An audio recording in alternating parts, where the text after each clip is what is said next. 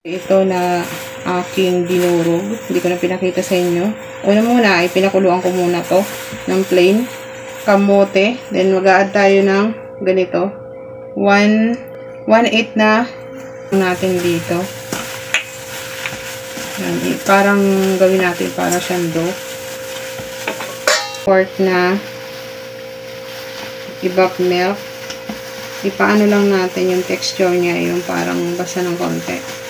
Dandahan lang natin ilalagay ito. Yan. Hanggang sa naging slide siya na naging basa. Itong hanap na. Pag naganon na ng kutsara, glutinous rice flour, 1 cup. Hot water ito. Dahan-dahan lang natin lalagyan. Hot water ang ating ginagamit dito. Pag ganito na, okay na natin na i-form as dough. Pag ganito ang texture, gawin na natin yung pabilog. Ganyan. Then, flatten lang natin siya. Ganyan. So, bibilog lang tayo na parang ganyan siyang ball. Ganyan. Papalaparin lang natin itong dough na to. Ito yung texture ng glutinous rice flour. Then, ilalagay na natin to. Bilogin lang natin siya. Kailangan bilog. Ensurein lang natin na wala siyang makikita na ano ng sweet potato or yung kamote. Then, kailangan natin i-flat. Gumamit na ako ng hand glove para hindi siya dumidikit kasi didikit talaga siya. Tapos, kapag naka-flat na siya ng ganyan, pakikinisin lang natin. Kukuha tayo ng margarine. Lang natin dito yung margarine.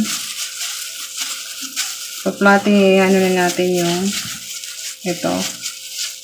Ipa-flat lang natin siya. Dahan-dahan.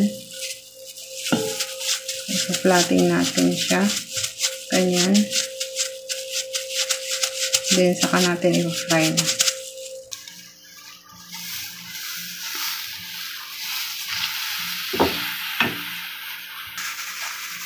Then, saka natin ilagay ito. Mahinang apoy. Takpan lang natin to 5 minutes. Tapos itong isa, may babalik na rin. Yung side naman. Wow, it's good.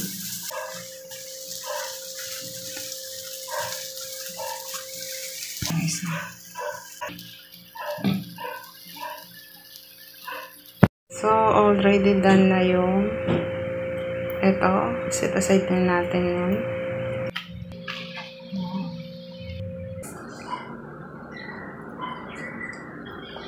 Sarap. Hindi siya matamis.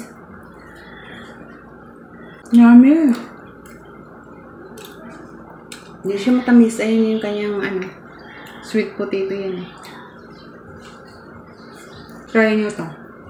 Yummy.